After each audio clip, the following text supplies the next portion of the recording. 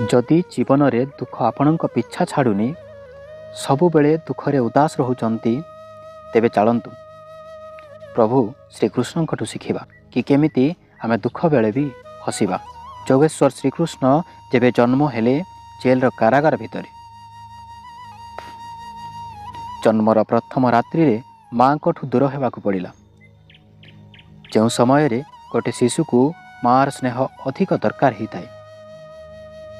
जन्मर किछि मुहूर्त परे जमुनार कूलखिया लहड़ी पार होगाकू पड़ा। बापा को छाड़िले माँ को स्नेह भूलिले, राधा को छाड़िले, गोपी गोपाल को छाड़िले, तथापि भी केबे निराश हेनी।